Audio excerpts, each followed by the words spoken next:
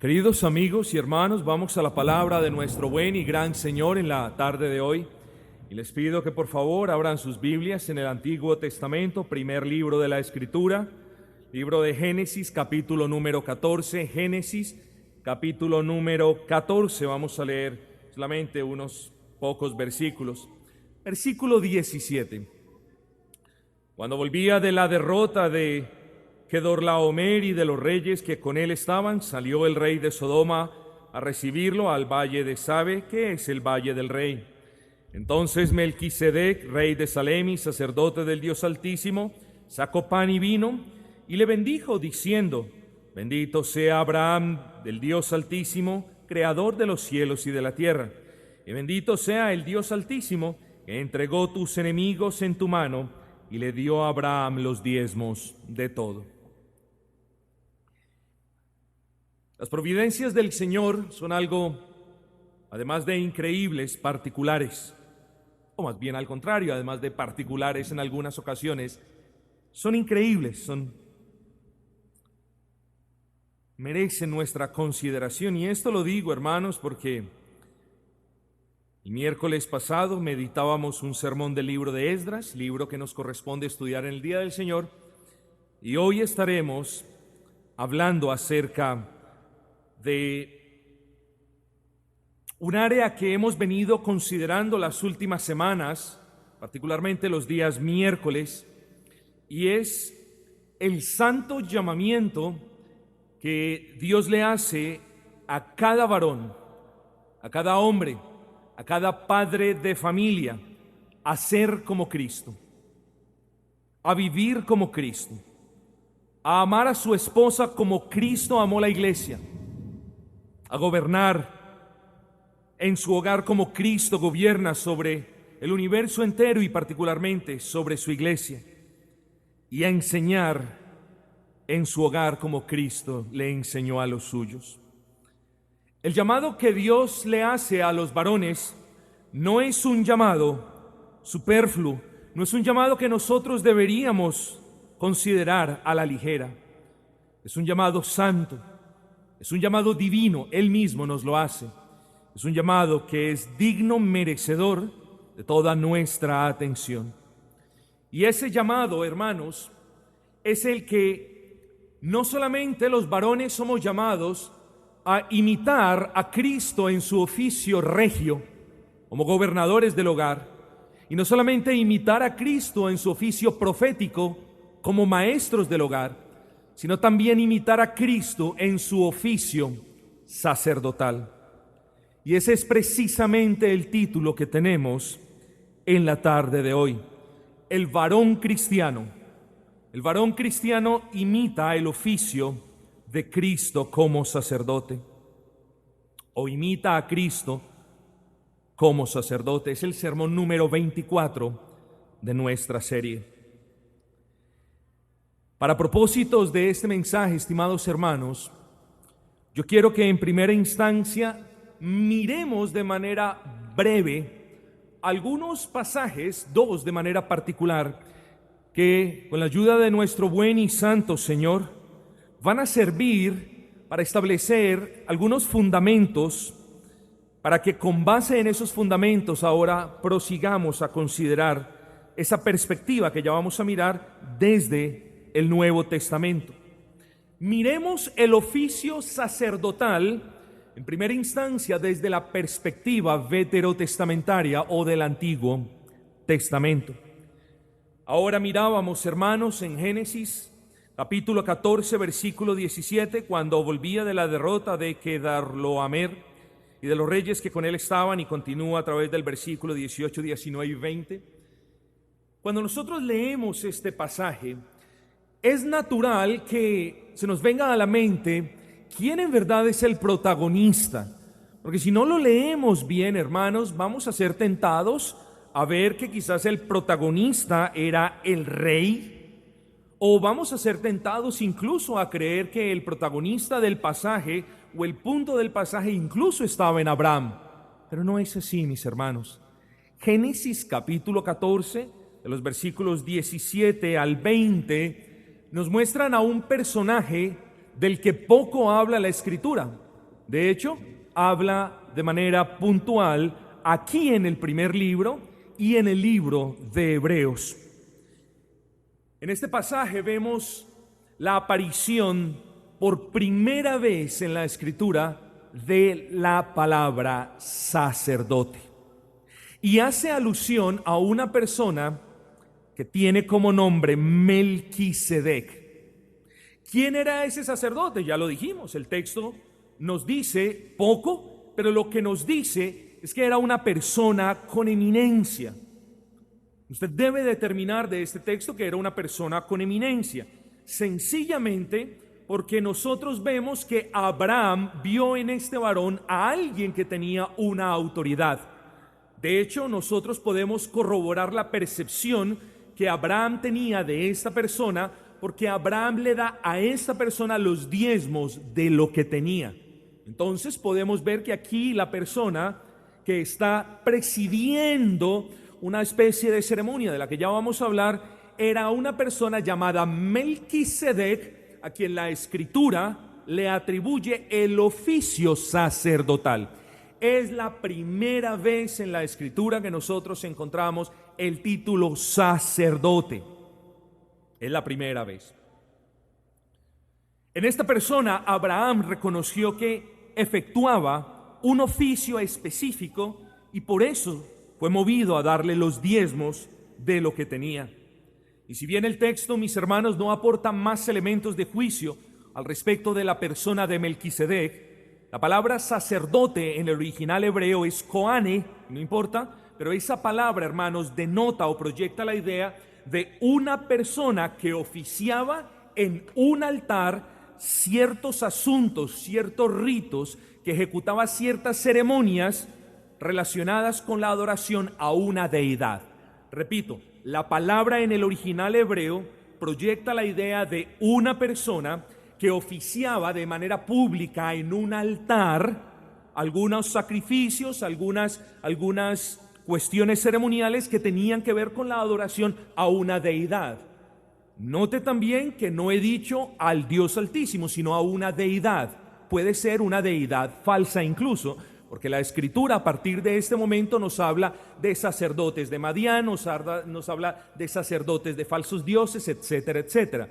Pero lo importante ahora es que nosotros tengamos en cuenta que sacerdote es la persona que por medio de la ejecución de ciertas cuestiones en el altar o en un lugar de adoración rinde culto público, rinde homenaje y trae adoración a una deidad.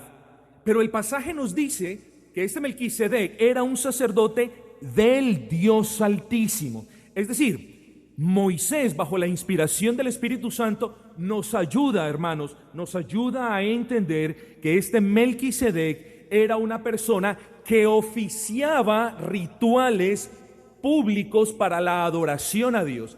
¿Qué tipo de rituales? ¿Qué contenían los rituales? ¿Cuál era la liturgia de los rituales? En realidad no lo sabemos, o quizás sí lo sabemos en el sentido de que eran cuestiones básicas. Por ejemplo, hermanos, aquí vemos al sacerdote, a Melquisedec, haciendo uso de unos elementos para la adoración. ¿Cuáles fueron esos elementos? Dice, tomó pan y vino. Aquí estaba haciendo uso de esos elementos y también vemos cómo ese hombre Melquisedec exalta a Dios en el versículo 20, diciendo, bendito sea el Dios Altísimo, creador de los cielos y de la tierra. Aquí está Melquisedec reconociendo que Dios era el Dios Altísimo y aquí está haciendo uso de unos elementos, como el pan y el vino, que hacían parte de ese culto básico público de adoración a Dios. Ese Melquisedec es un sacerdote en el sentido de que estaba oficiando por medio de algunos rituales, de algunas cuestiones, y estaba oficiando culto y estaba trayendo adoración al Dios Altísimo. Vemos, hermanos, que en esta pequeña ceremonia, al que no podemos dudar en llamarle culto público de adoración a Dios, vemos también que no solamente él hace uso de algunos elementos, que no solamente él reconoce la grandeza del Señor, sino que también bendice a Abraham mismo. Entregaste a sus enemigos en sus manos. Bendito sea Abraham del Dios Altísimo. Hermanos, no tengamos temor en decir, este era un culto de adoración a Dios. Además sabemos que así fue porque hubo también sacrificios. ¿De qué tipo? Abraham trajo los diezmos de todo lo que tenía. Hubo sacrificios. En ese orden de ideas, las labores de Melquisedec eran sacerdotales, pues él presidía la adoración a Dios y estaba en ese momento representando a Abraham delante de Dios. Y esa idea de presentación y representación es bueno que la tengamos en mente a lo largo de este sermón. Eso, hermanos, eso de manera puntual. Piensen ustedes en esto. Están en una gran y extensa playa de arenas blancas y en su mano tienen 2 o 3 punticos de arena. Tienen 2 o 3 pepitas de arena. Lo que estamos haciendo es eso, hermanos queridos. No estamos entrando en los detalles de las labores y del oficio sacerdotal, sino que estamos considerando algunos puntos para establecer qué en realidad implica ser sacerdote del Dios Altísimo. Ahora, de Génesis, yo les pido que vayan buscando mientras tanto el libro de Levítico en su primer capítulo. Vengamos a Levíticos capítulo 1 y mientras ustedes lo van buscando, yo quiero decir, hermanos, que ahí en Levítico ya comenzamos a ver de manera más clara las labores inherentes al oficio sacerdotal en el Antiguo Testamento. En el pasaje que vamos a leer, hermanos, ustedes notarán una similitud entre lo que hacía Melquisedec y lo que fueron llamados a hacer Aarón y sus hijos. Noten esto, ambos estaban presidiendo un culto público de adoración. De nuevo, sí, el primer culto público de adoración que está relacionado al oficio sacerdotal lo podemos ver aquí en Génesis 14. Pero sin lugar a cuestionamiento alguno, hermanos, aquí en Levítico capítulo 1, nosotros ya comenzamos a ver que ese culto es mucho más elaborado. Sin embargo, como común denominador, debemos ver a un sacerdote presidiendo ese culto público, a un sacerdote ejecutando algunas labores en el altar como parte de ese culto público de adoración al Dios vivo. Leamos solamente el versículo 5, leamos 3 versículos y miren lo elaborado de todo lo que hacía el sacerdote. Entonces degollará el becerro en la presencia de Jehová, y los sacerdotes hijos de Aarón ofrecerán la sangre y la rociarán alrededor sobre el altar, el cual está en la puerta del tabernáculo de reunión. Y desollará el holocausto y lo dividirá en sus piezas, y los hijos del sacerdote Aarón pondrán fuego sobre, de nuevo, altar, sacerdote, miren esas palabras, y compondrán la leña sobre el fuego. Luego los sacerdotes hijos de Aarón acomodarán las piezas, la cabeza y la grosura de los intestinos sobre la leña que está sobre el fuego que habrá encima del altar, etcétera, etcétera, etcétera. Volvemos a ver, hermanos, aquí el altar sobre el que se ofrecían o se oficiaban ciertos actos de carácter ritual y ceremonial. Vemos a un sacerdote quien los oficiaba y vemos algunos elementos. El punto, hermanos, y la razón por las que yo quiero pedirles que ustedes consideren ese versículo, si pueden en casa, un poquito de manera más detenida. El punto es que, hermanos, es necesario destacar que los sacerdotes representaban a las personas que se acercaban a Dios. Es muy importante ver eso, hermanos, y de hecho, para los que están anotando, Levíticos capítulo 2 nos dicen que cuando alguna persona ofreciere oblación a Jehová, se tenía que acercar a los sacerdotes y tenía que traérsela para que los sacerdotes procedieran con ese acto de adoración en el altar. Es muy importante ver la función del sacerdote. Pero, hermanos, podríamos de hecho hablar horas y horas al respecto de los detalles de las labores sacerdotales, pero creo que perderíamos de vista la razón por la que hemos dicho que hemos de considerar en esta tarde el llamado al sacerdocio santo que Dios le hace a cada varón. Yo quiero que ustedes piensen, hermanos queridos, en todas estas ceremonias que se llevaban a cabo, porque ahí había algo de suma importancia, y era un varón que representaba, un varón que representaba al pueblo delante del Señor, y un varón que también presentaba al pueblo delante del Señor. Ahí podemos ver a un mediador, hermanos. Ahí podemos ver a una persona que mediaba entre Dios y el pueblo. Hermanos, y esto nos dice muchas cosas. Y entre muchas de esas cosas que este pasaje o que esta enseñanza del sacerdocio nos dice, era que el pueblo de Israel siempre, cuando estaba adorando en los cultos públicos, veía a un intermediario. Veía a un intermediario llamado sacerdote, y sin la obra, sin la labor de ese sacerdote, no podían acercarse a Dios. Y es muy importante que nosotros veamos eso, hermanos, porque estas cosas de la antigua dispensación servían como punteros. De hecho, en palabras más sofisticadas, eran sombras, eran cuestiones de índole tipológico que estaban, valga la redundancia, tipificando lo que habría de venir. La sangre derramada sobre el altar, la sangre rociada, y todos esos sacrificios representaban de una manera o de otra un atributo de nuestro gran Señor. El color de la sangre, el color de las cortinas púrpura, el velo sagrado que dividía en el tabernáculo y luego en el templo, el lugar santo del Santísimo. Todas esas cosas le estaban enseñando al pueblo judío que necesitaban un intermediario, que necesitaban una persona que les sirviera, entre comillas, de puente entre ellos y el buen y gran Señor. Hermanos, es muy importante, y podríamos hablar de estas cuestiones por mucho tiempo, pero simplemente digamos eso. El sacerdote era ese intermediario que estaba tipificando la obra de Cristo. El sacerdote era esa persona que ofrecía sacrificios en nombre del pueblo a un Dios santo que los demandaba.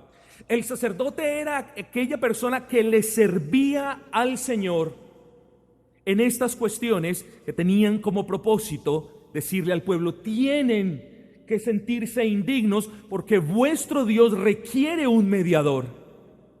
Estas personas eran llamadas a mirar con los ojos de la fe cuán alejados estaban del Dios Altísimo y cuán necesario era que ellos vinieran delante de ese intermediario, porque ese intermediario estaba tipificando lo que ese Mesías prometido habría de hacer. Hermanos, y eso ahora nos trae al Nuevo Testamento. En los tiempos de nuestro Señor Jesucristo, el oficio sacerdotal aún continuaba, el templo aún estaba allí, el altar aún estaba, los sacrificios se continuaban haciendo, la ley ceremonial estaba todavía vigente y el oficio sacerdotal poco o nada había cambiado. Y es bueno que ustedes vean, hermanos, que el Antiguo Testamento nos habla o testifica de la promesa de ese Salvador, y el Nuevo nos testifica del cumplimiento de esa promesa. En el Antiguo Testamento podemos aprender que las ceremonias de la ley tenían como objeto la persona de Cristo, y en el Nuevo vemos que la persona de Cristo es el cumplimiento de todas esas cuestiones.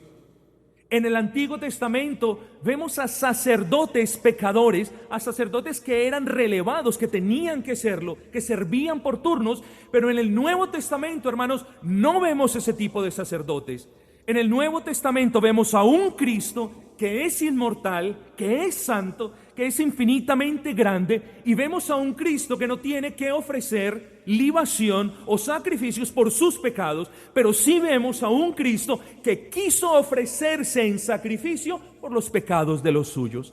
Y por eso, hermanos, en el Nuevo Testamento, el apóstol Pedro le dice a los creyentes: ustedes son linaje escogido. Literalmente dice eso en Primera de Pedro, capítulo 2, versículo 5. Ustedes son linaje escogido. Ustedes no son un pueblo cualquiera. Ustedes son un linaje escogido. Entre todas las multitudes de personas sobre la faz de la tierra, ustedes son escogidos. ¿Qué de bueno tenían? Nada. ¿Qué méritos hicieron? Ninguno. ¿Qué podían ofrecerle al Señor? Estábamos en bancarrota moral, pero Dios los escogió. Ustedes son linaje escogido.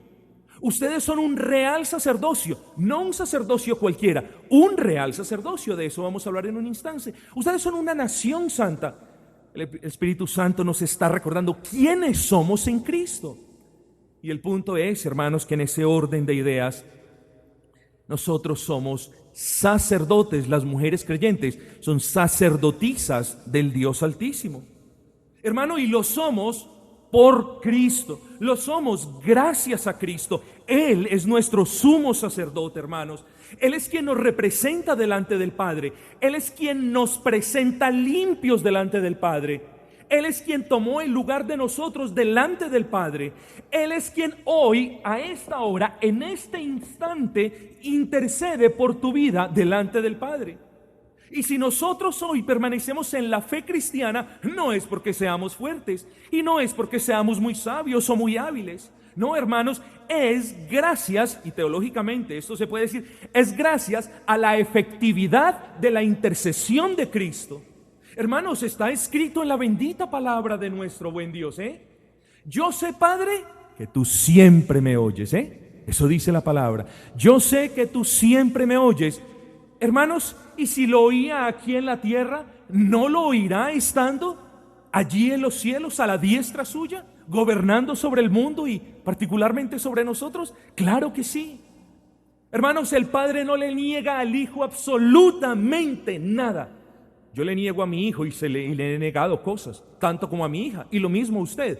Pero nuestro Dios, el Padre, no le niega a su Hijo nada, porque todo lo que pide su Hijo es bueno y redunda para su gloria y para beneficio de la iglesia. Y un Dios amoroso no niega lo que es bueno para su Hijo y para los que están en su Hijo. Oh, mis hermanos, ese Cristo es nuestro sumo sacerdote, y sin ese Cristo y sin la función o sin el oficio sacerdotal de Cristo, nuestros pecados no pueden ser perdonados y no podemos acercarnos a Dios. Recordemos, sacerdote es aquel intermediario por el cual el pueblo, o mediante el cual el pueblo se acercaba a Dios. Bueno, nosotros hoy no tenemos sacerdotes humanos. Las falsas religiones continúan con la creencia de que es necesario un sacerdote para acercarnos a Dios.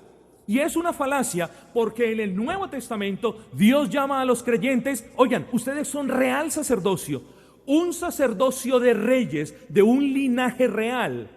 Oh, hermanos queridos, gracias a Dios tenemos a ese sumo sacerdote y podemos orar en nombre de ese sacerdote. Hermano, pues sin ese sacerdote, todo lo que decimos, todo lo que hacemos y todos los sacrificios delante del Señor que traemos son o serían de olor fastidioso, hederían delante de nuestro Señor. Y nosotros sabemos, hermanos, que Dios en la antigua dispensación se deleitaba cuando se traían las entrañas y se quemaban hasta ser consumidas, y decían: y que suban con olor fragante delante de mí. Si tú has creído en Cristo, tú eres un sacerdote que trae sacrificios, ya no de animales, ni de ofrendas mecidas, ni de trigo, ni de aceite, ni de harina, ni de nada.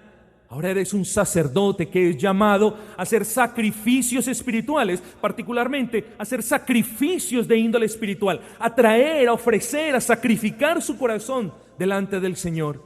Y yo te pregunto, ¿cómo está tu corazón ahora?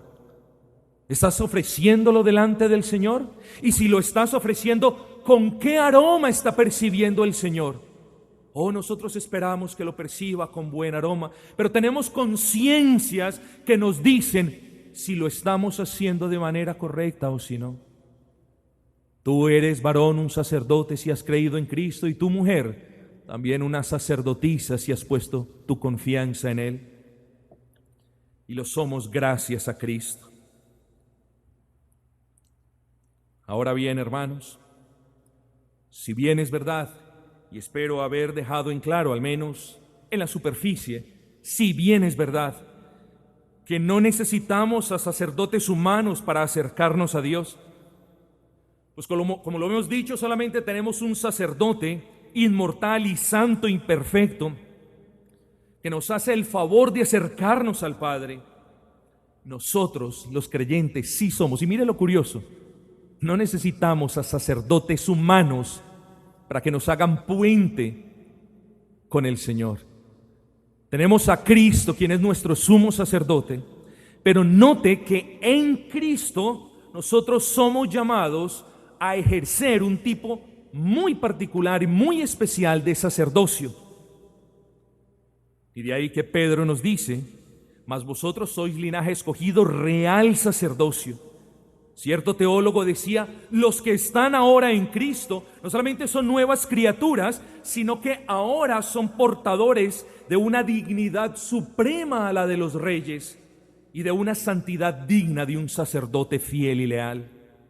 Espero que vean el punto, porque si tú eres creyente, si en verdad eres creyente, tú eres un sacerdote, tú, hermana, eres una sacerdotisa y debes ejecutar las labores típicas de un sacerdote, incluso hoy, en tiempos del nuevo pacto, del Nuevo Testamento, de la nueva dispensación. Tú eres llamado a ejecutar labores sacerdotales. Y de manera práctica, hermanos, he querido resumir en 4 puntos algunas cuestiones que nosotros debemos tener en cuenta al momento de ejecutar estas labores sacerdotales. Y lo primero, hermanos, es que la labor del sacerdocio, o más bien de manera particular, el sacerdocio de los creyentes debe ser ejecutado en total santidad. Y de nuevo, hermanos, ¿cuántas veces, hermanos, no hemos escuchado? Miren que el versículo de Primera de Pedro, capítulo 2, versículo 9 nos dice: ustedes son nación santa. De tal manera es incoherente pensar que podemos ser sacerdotes del Dios Altísimo en total pecado, en total inmundicia. Oh, hermanos, ¿cuántas veces has escuchado tú el llamado a la santidad? Muchas veces. Y lo que al principio te causaba gozo: ¡oh, Señor, debo ser santo! Ahora ya quizás hay una capa de piedra recubriendo tu corazón, de tal manera que tú escuchas esto y piensas que no es para ti. Pero nosotros, los creyentes, somos santos y llamados a la santidad. Somos llamados a apartarnos de aquello que nos corrompe, de aquellos que nos influencia de una manera maligna, de aquello que nos quiere llevar a contradecir la palabra del Señor, de aquello que nos quiere llevar a contravenir la ley del Señor. Somos santos y el sacerdocio debe ser ejecutado en santidad, hermanos. Sí, está bien. Nosotros, tanto como los sacerdotes del Antiguo Testamento, y hablo de mujeres creyentes y de varones creyentes, somos pecadores.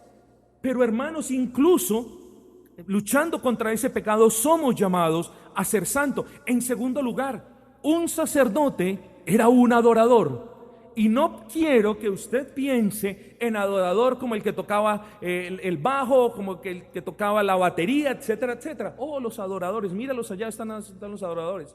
No, hermanos, todos los creyentes somos adoradores, pero en especial como sacerdotes debemos ser adoradores. Vemos a Melquisedec adorando a Dios, vemos a los hijos de Aarón adorando a Dios, y nosotros debemos hacer lo mismo. ¿En qué sentido? Derramando nuestro corazón. Nosotros adoramos a Dios principalmente mediante sacrificios de olor grato a Jehová, derramando nuestro corazón delante de Él. Hermanos, no cesen, por favor, de traer sus corazones delante del Señor. No se rindan ni se desanimen, hermanos queridos. Muchas veces los cristianos caen, muchas veces los cristianos pecan en contra de su Señor, pero ahí está el Señor extendiéndoles la mano, y ahí está el Señor diciéndoles: no te lamentes, te estoy levantando para que continúes el camino de santidad. Hermanos, somos sacerdotes no de una deidad falsa, no de un ser humano. Somos sacerdotes del Dios de dioses y Señor de señores. Siendo Él santo, ¿no habremos de ser nosotros santos? Siendo Él apartado del pecado y no teniendo comunión con el pecado, ¿podremos juntarnos con el mundo a tener comunión con los pecadores en el sentido sucio de la palabra? No, hermanos, el sacerdote es una persona santa, es un adorador, es una persona obediente. ¿Por qué lo digo? Ustedes recuerdan a Nadab y Abiú. Estas personas eran sacerdotes del Dios Altísimo. Eran o fueron llamados a servirle a Dios de una manera estipulada por Dios, pero no lo hicieron. Desobedecieron el mandato de Dios y vemos que pagaron el precio. Hermanos, y nuestro sacerdocio debe tener eso en cuenta, en el sentido de que debe haber obediencia en nuestras vidas. De otra manera, no estamos ejecutando el sacerdocio del creyente como Dios lo demanda y como Él es digno. Imagínense ustedes todo el carácter meticuloso con el que Dios reveló cómo debían pasar los sumos sacerdotes al lugar altísimo, qué debían hacer, qué no debían hacer, etcétera, etcétera. Ustedes lo pueden ver en el libro de Levítico. Y llegamos pues a los tiempos del Nuevo Testamento y decimos, no, yo soy sacerdote del Dios Altísimo y yo tengo libertad de presentarme delante de Él como sea. ¿Pero qué es esto? Hermanos, si el sacerdote del Dios Altísimo no es caracterizado por esa desfachatez de yo hago lo que sea porque soy libre en Cristo, sino de yo quiero hacer lo que a Cristo le complace porque Él lo ha revelado en su palabra. Vemos entonces, hermanos, que nosotros como sacerdotes debemos ser santos, debemos ser adoradores, debemos ser obedientes y últimamente no podemos separar la palabra servicio del sacerdocio, porque el sacerdocio era un servicio que se le ofrecía a Dios y era un servicio, también que le beneficiaba al pueblo. Así que, mis amados hermanos, tenemos que tener en cuenta esto, porque pocas veces meditamos en la realidad de que nosotros somos muy, pero muy privilegiados. Sabemos que estamos en Cristo, pero muchas veces no vivimos de manera consecuente a ese estar en Cristo. Muchas veces vivimos alicaídos, cariacontecidos, con la cara hacia abajo, pensativos, abrumados. Hay cristianos que viven vidas, yo no diría miserables, pero viven vidas tristes. Hermanos, nosotros no estamos llamados a la guachafita, ni al folclore, ni al holgorio, ni ninguna de estas cosas, pero somos llamados a vivir un cristianismo gozoso, alegre. Dios no murió en la cruz del Calvario miserable diciendo, ay, que no, Él murió con gozo por ti. ¿Cómo no vas a vivir tú gozoso para Él? ¿Cómo no le vas a servir gozoso a quien murió gozoso por ti? Amado hermano, nosotros somos culpables de no mirar la palabra con la fe que ésta necesita ser mirada, porque podemos ver en el Antiguo Testamento cómo, estimados hermanos, había lugares donde solo los sacerdotes podían ir, ni siquiera los levitas podían hacer esas cosas. Y aún más, vemos el lugar santísimo donde no todos los sacerdotes podían entrar, sino donde solo el sumo sacerdote podía entrar una vez al año en el día de la expiación, una vez al año. En el inglés hay una palabra que es mercy seat, el trono de la misericordia. Eso estaba allí en el lugar santísimo. El arca del pacto con las tablas de la ley, allí estaba. Muchas veces, hermanos, el Señor se manifestaba de una manera gloriosa y lo que nosotros conocemos, lo conocemos porque Dios lo quiso revelar. Pues al sacerdote, al sumo sacerdote, no le era permitido hablar de lo que allí veía. Pero nosotros, hermanos, hoy no podemos decir, ay, dentro de un año, cuando sea la nueva Semana Santa, nos volvemos a presentar delante de Dios. Ay, dentro de un año, cuando sea esta fecha, ahí nos presentamos delante de Dios. No, hermanos, nosotros tenemos acceso a ese lugar santísimo, a la presencia misma del Dios vivo por nuestro Señor Jesucristo. Y si usted no se siente privilegiado de no tener a un mediador al que usted le toque llamar, al que usted le toque pagar, al que usted le toque recurrir o pedir cita para acceder al trono de gracia, entonces no sé qué es gozo y privilegio para ti. Somos una nación privilegiada, mis hermanos. Somos una nación privilegiada. La iglesia del Señor es una nación victoriosa y privilegiada. Y hermanos, cuando ustedes también estudian, y espero que el Señor me conceda la gracia para considerar si me embarco en este libro, es el libro de Hebreos, pero cuando ustedes ven Hebreos 4, versículo 16, nos dice, ¿qué nos dice? Que nos acerquemos, acérquense, dice Hebreos 4, 16, acérquense con el miedo con el que se acercaban los sumos sacerdotes en aquel entonces. No, nos dice, acerquémonos de manera confiada al trono de gracia. Hermanos, yo no sé usted, Pero si a mí me hubiese tocado ejecutar esas labores sumos sacerdotales, yo entraría más que con temor, con miedo de no ser consumido allí por hacer una cosa indebida. Oh, mis amados hermanos, pero hoy nosotros los creyentes no tenemos ese tipo de miedo. Hoy nosotros los creyentes tenemos un temor reverente y nos presentamos, acudimos a Él sin más intermediario que nuestro buen y gran Señor Jesucristo. Y eso, hermano, debe ser y debe constituirse un privilegio para su vida. Podríamos continuar, hermanos, arguyendo más y más cuestiones acerca del oficio sacerdotal o en particular del tema del sacerdocio del creyente, pero no es nuestro tema a considerar en esta tarde. Así que hasta este punto hemos visto algunas bases del sacerdocio ceremonial del Antiguo Testamento, de cómo este sacerdocio cesó en Cristo, pues Él es nuestro sumo sacerdote, de cómo Cristo es un sacerdote santo y perfecto y eterno, y de cómo nosotros los creyentes somos llamados real sacerdocio. Pero ahora enfoquémonos, ya colocamos los cimientos estables, al menos básicos, pero estables, de qué es un sacerdote y qué cosas hacían los sacerdotes, de cómo eran los sacerdotes, santos, apartados, llenos o entregados al servicio, adoradores en el sentido de eran aquellos que traían los sacrificios y demás cosas. Ahora hagamos la aplicación, hermanos. Ahora consideremos la razón particular que nos trae esta tarde a la bendita palabra. Porque los hombres, estimados hermanos, son llamados de parte de Dios a imitar a su Hijo. No solamente llamados a imitarlo, como ya lo dijimos, amando a su esposa como Cristo amó a la iglesia, y respetándola y honrándola. No solamente somos llamados a vivir de manera santa, sino que también somos llamados a gobernar de manera justa, a enseñarles de manera recta por medio de su palabra. Pero hay una cosa que a menudo se le olvida a los hombres cristianos.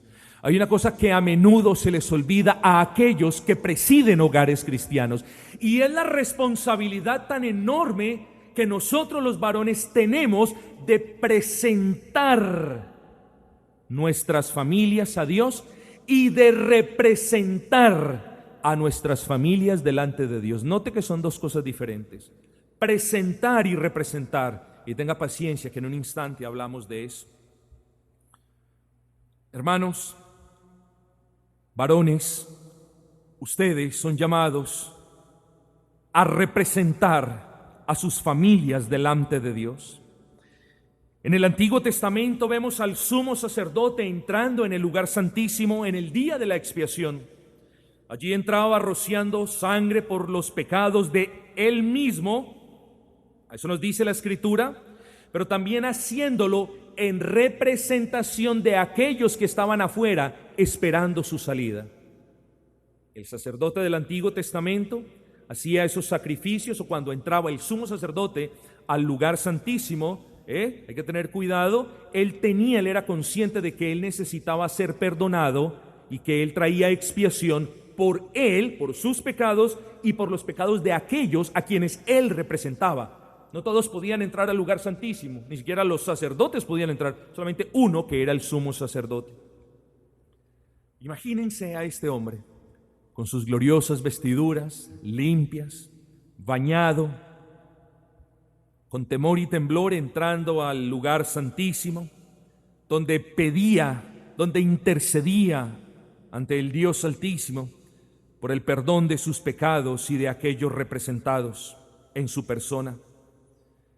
Claro, hermanos, él no era el sumo sacerdote que habría de venir, solamente lo tipificaba, mostraba un aspecto de ese sumo sacerdocio real que habría de venir. Ese hombre era un pecador, pero era llamado a ejecutar el oficio sacerdotal. Y lo mismo cada varón. Cada varón cristiano es un pecador que, aunque redimido, continúa con sus desaciertos, sus fallas, sus luchas y sus pecados. Y pese a esa realidad, hermanos, cada varón cristiano es llamado a presidir, no solamente en la enseñanza y no solamente en el gobierno, sino que cada varón cristiano es llamado a ser sumo sacerdote de su hogar, cerciorándose de que en lo privado de su adoración personal presenta a su familia delante de Dios. ¿Y qué es lo que les quiero decir de manera particular? Que nosotros los varones cristianos, como sacerdotes del hogar, como sacerdotes del Dios Altísimo, somos llamados, hermanos, a traer delante de la presencia de Dios a nuestras esposas y a nuestros hijos en oración. Y por eso, hermanos, es que muchas veces se pasea el pecado en medio de nuestras narices, en medio de nuestras casas, porque somos nosotros los que, siendo llamados a controlar estas cosas y a pedir perdón por esas cosas, no lo estamos haciendo. Nosotros los varones somos los intercesores por excelencia y por eminencia que deben llevar sobre sus hombros la carga del pecado de sus hijos. Sí, es verdad. Cada hijo pagará por su pecado, la esposa pagará por su pecado, pero es nuestra labor, es nuestro deber interceder por el bienestar espiritual de ellos, hermanos. Eso es el sacerdocio del varón en el hogar. Al menos ese es uno de sus aspectos. Porque ningún varón cristiano, hermanos, puede o debe olvidar que de la misma manera que nuestro Señor o que su Señor intercede delante del Padre por él o en representación de él, así también cada varón debe presentarse delante del Padre en el nombre de Cristo, trayendo a su familia en oración. Hablando del sacerdocio de nuestro Señor Jesucristo, Hebreos 7:25 nos dice que Cristo vive siempre y por eso intercede por aquellos que se acercan a Dios por medio de Él. Hermanos, si nosotros no vamos a vivir para siempre, llegará un día donde el Señor nos llame y moriremos, pero que una cosa le quede a usted grabada en su corazón en la tarde de hoy, y es que si bien nosotros no vamos a vivir para siempre, hermanos, mientras vivimos, siempre tenemos que interceder por aquellas personas que están bajo nuestro cuidado. Siempre tenemos que mediar delante de Dios por aquellas personas que el Señor nos ha entregado para que procuremos su bienestar espiritual. Oh, hermanos, ¿cómo no vamos a hacer eso delante del Señor? ¿Cómo no vamos a traer sacrificios de un corazón humillado, pidiendo por el bienestar de nuestras esposas, pidiendo por el bienestar espiritual de nuestros hijos? Un sacerdote hace eso, hermanos. No podemos considerar la idea de un varón como sacerdote del hogar sin que sea un intercesor de su esposa y de sus hijos. Hermanos, piensa en un embajador. ¿Cuán cuidadoso es el embajador de representar a su país en el extranjero de una manera decorosa? Piense en un abogado. ¿Cuán estudioso es el abogado que quiere representar a su apoderado de una manera honesta y justa? Bueno, hermanos, ¿por qué ahora no pensamos en nosotros? Ese es el punto, que somos buenos para las ilustraciones, nos gustan las ilustraciones, pero perdemos el punto de la ilustración, porque aquí yo no estoy hablando ni de embajadores ni de abogados, sino de ustedes, varones. Porque Dios no llama a embajadores y abogados, sino a los varones cristianos a que presenten su familia delante de Él, a que traigan a su familia a sus pies. Esa es la labor suya como varón de la casa. Pero no solamente a que presenten su familia delante de Él, sino que a que la representen, hermanos. ¿Por qué? Hermanos queridos, volvamos al Antiguo Testamento. Ojo, nosotros no estamos mirando el Antiguo Testamento y estamos mirando a ver qué nos dice el Nuevo. No, con la comprensión y con la luz que la revelación culminada nos deja ver en el Nuevo, miramos el Antiguo Testamento. Pero el Antiguo Testamento nos muestra principios fundamentales para la comprensión de verdades del Nuevo Testamento. Y quiero que piensen en esto.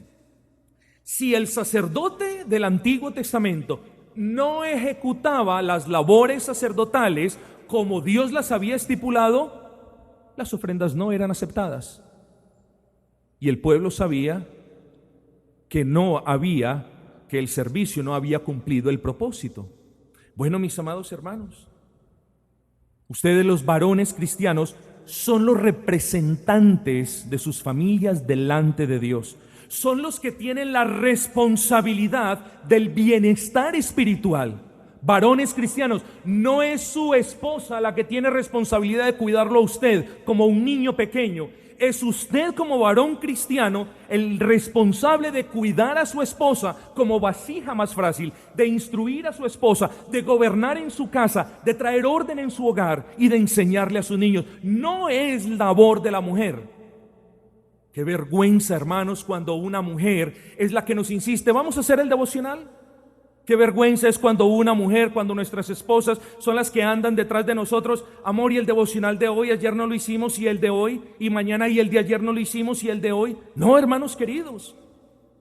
Hermanos, no se puede hablar de un sacerdocio justo, digno delante del Señor, si son nuestras esposas las que están precediéndonos en esa labor, hermanos. Que no seamos hallados nosotros negligentes con nuestras labores, pueblo de Dios. Cuidémonos, hermanos, y no confundamos la bondad de Dios. No nos equivoquemos, hermanos, porque junto con todas las bendiciones que tenemos en Cristo también tenemos responsabilidades, y una de ellas es en lo privado presentar de nuevo a nuestras familias, a nuestros hijos delante de Dios, y también, hermanos, representarlos delante de Dios. Un padre cristiano que no medie delante de Dios por sus hijos, o un esposo cristiano que no haga lo mismo por su esposa, perdónenme esto, pero es el más irresponsable de todos los sacerdotes que puedan haber. ¿Acaso Cristo fue un sacerdote irresponsable?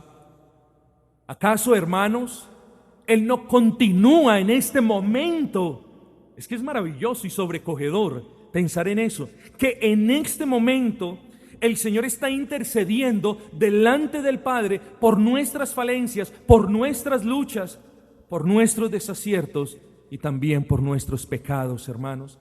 ¿Cómo no haremos nosotros lo mismo con aquellos a quien decimos amar? ¿Cómo no doblaremos rodilla por aquellos que han sido de bendición para nuestras vidas? ¿Cómo no doblaremos nosotros rodilla por aquella mujer que ha sido de bendición para mi alma? Con aquellos niños con los que Dios ha alegrado mi existencia. Sería negligente entonces de nuestra parte no hacerlo, hermanos.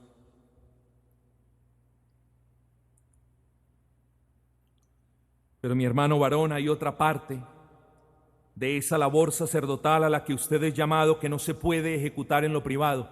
Aquí estamos hablando de esa labor privada de presentar a nuestras familias en oración y de representarlos en oración delante del Señor, en, como decían los ingleses, en el closet de lo secreto, es decir, en nuestros devocionales privados, individuales como varones. Pero, hermanos, de la misma manera en la que nosotros le llamamos a lo que estamos haciendo en este momento culto público de adoración a Dios, de esa misma manera hay cultos familiares de adoración a Dios. Y no se equivoque, porque no vamos a encontrar el versículo, pero la enseñanza está en toda la Escritura. Cultos privados de adoración a Dios. Cultos privados que son precedidos por cualquier persona, ¿cierto? Como en el Antiguo Testamento. No. Cultos familiares que son precedidos por un sacerdote, por un varón. Cultos, hermanos, en los que se tiene como propósito adorar al Señor. Cultos en los que no es necesario traer ofrenda de este tipo o de este otro tipo o de aquel otro, sino la ofrenda de nuestros corazones.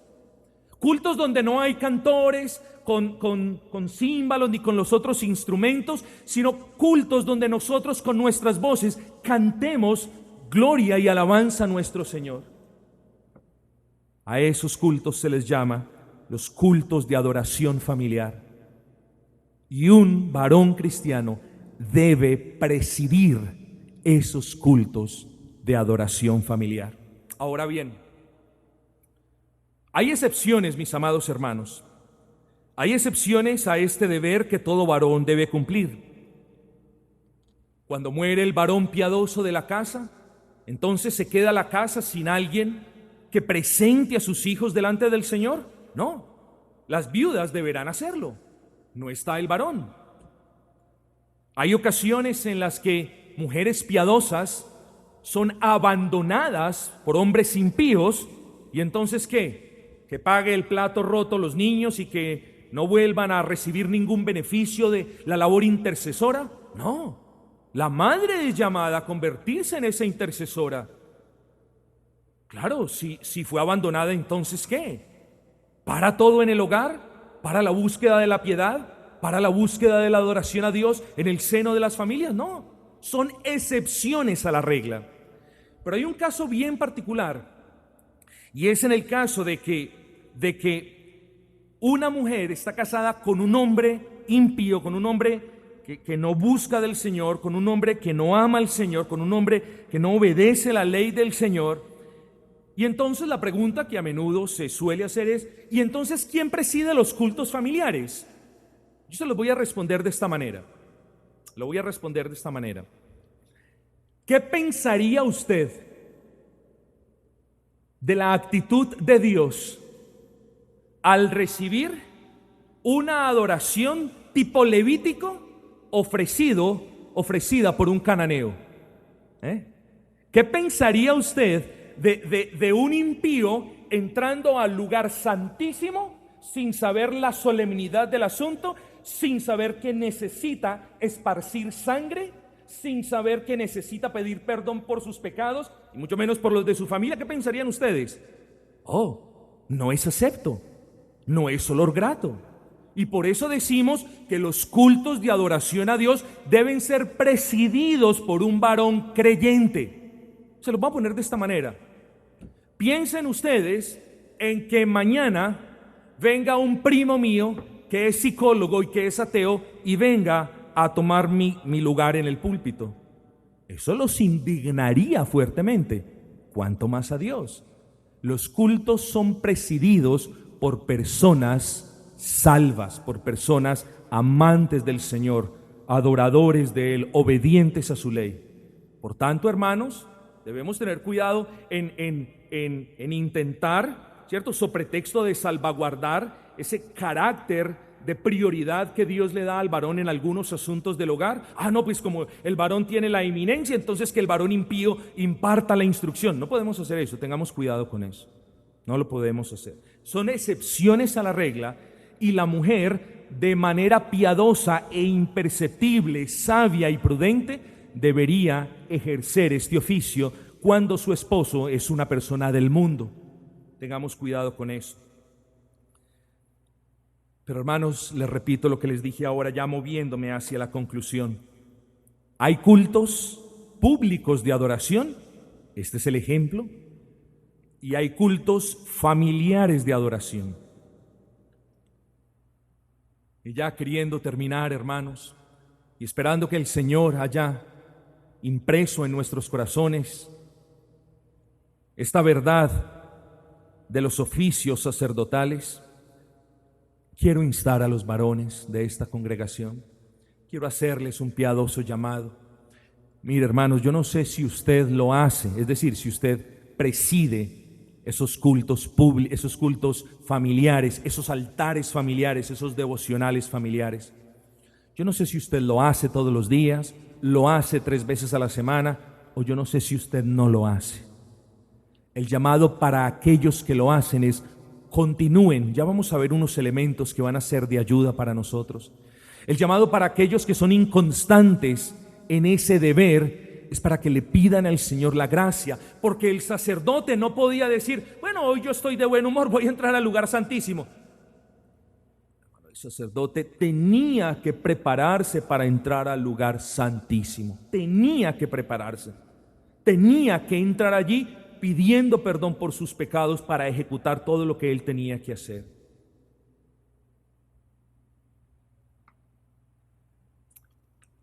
Yo le animo a que a partir de hoy usted ponga en su lista de prioridades en su oración esto de presidir estos altares o devocionales familiares.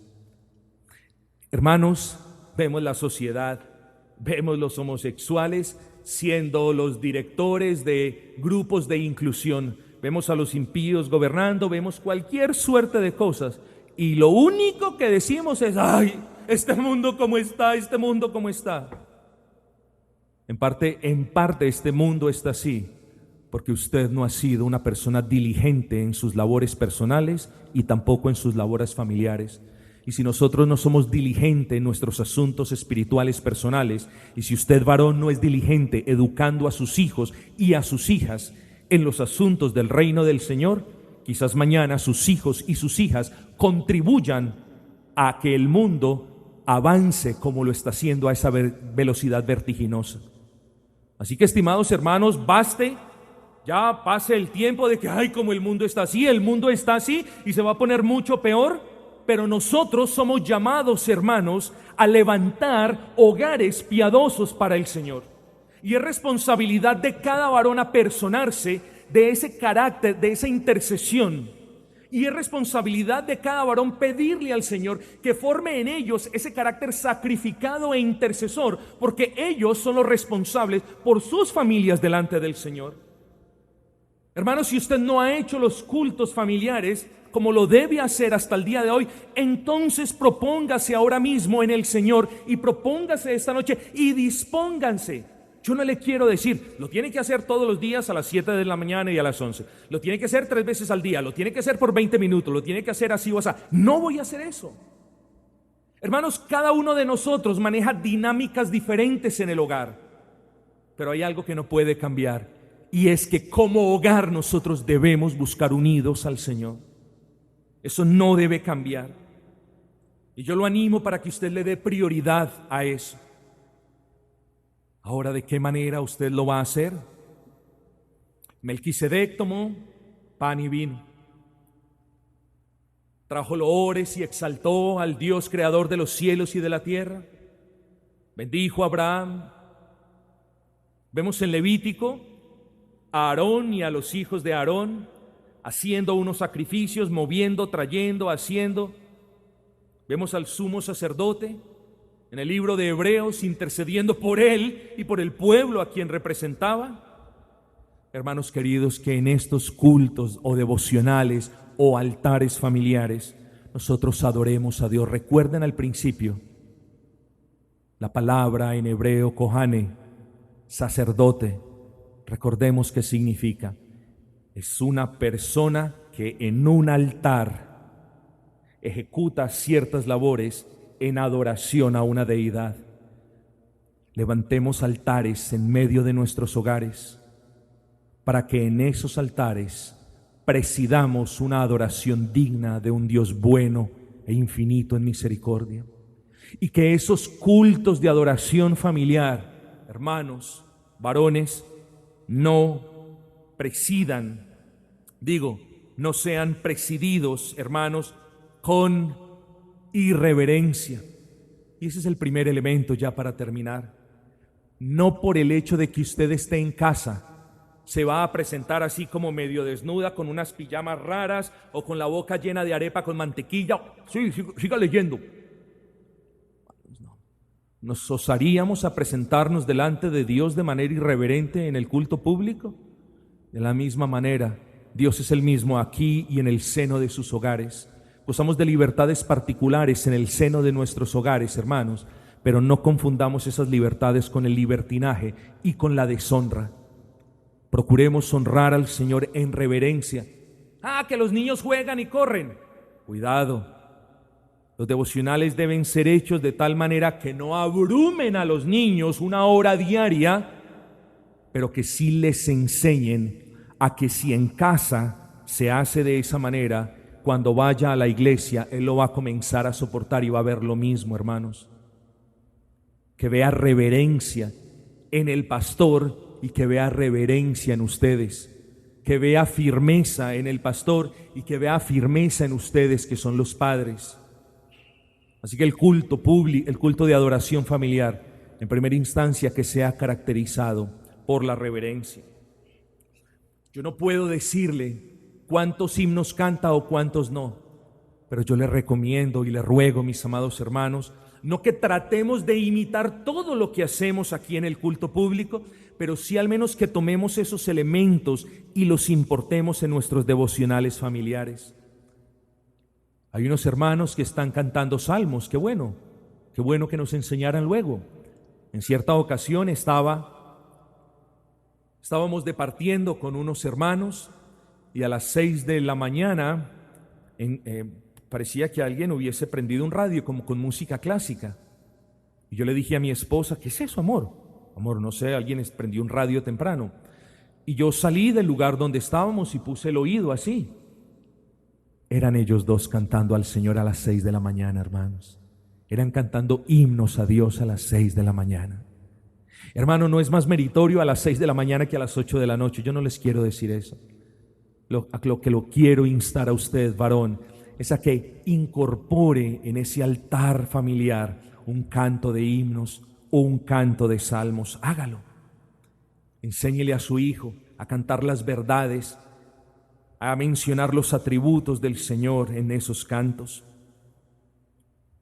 Traiga ofrenda delante del Señor.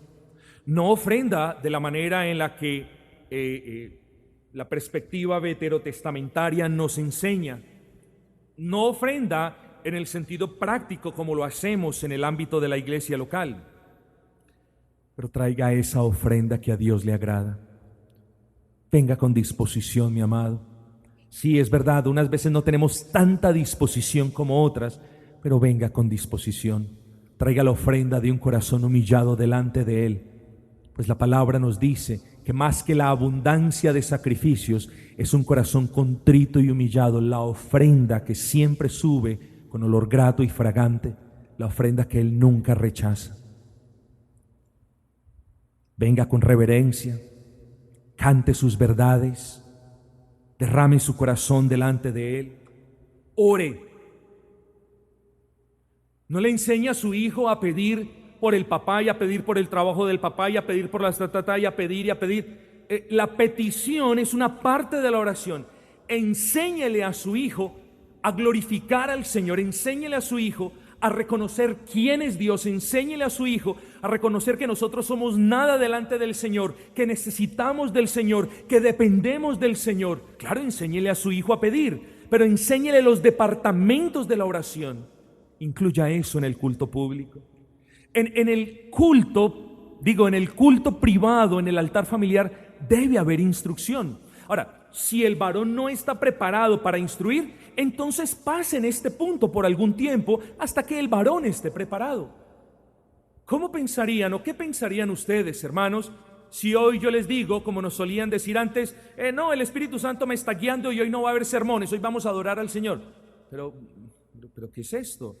No, nunca ha habido un culto público sin alguna cuestión relacionada con la instrucción. De una manera o de otra hay enseñanza para nosotros.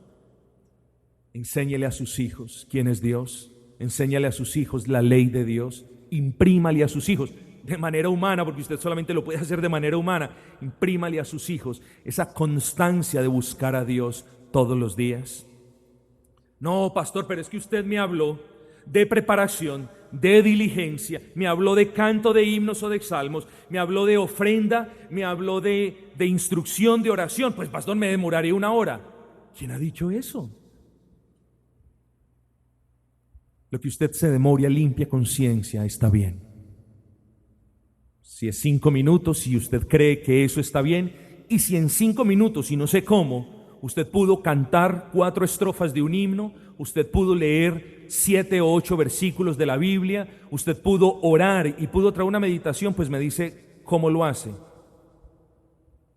Pero el tiempo que usted considere ha abarcado estos puntos, hágalo. Invierta tiempo en su familia, honre a Dios en ese tiempo particular de la familia. Y que el día de mañana usted pueda decir, oh sí, yo y mi casa serviremos a Jehová. No, yo serviré a Jehová. Bueno, Señor, mi casa, pues no sé. Descuidado te dirá el Señor, negligente seguramente te reprochará.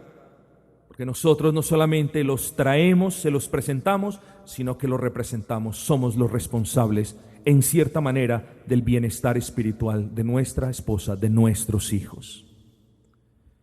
Quiera el Señor, hermanos, obrar en nuestros corazones, en los corazones de todos, porque todos, hombres y mujeres creyentes, somos parte de ese real sacerdocio. Pero quiera el Señor obrar en nuestros corazones, en los corazones de los varones, de aquellos que son llamados a honrar a Dios, a cuidar de su esposa, a cuidar de sus hijos, de aquellos que son llamados a interceder delante de Dios a favor de ellos. Debemos imitar a Cristo en eso. Y yo les exhorto, les invito, hermanos, a que comiencen desde ahora.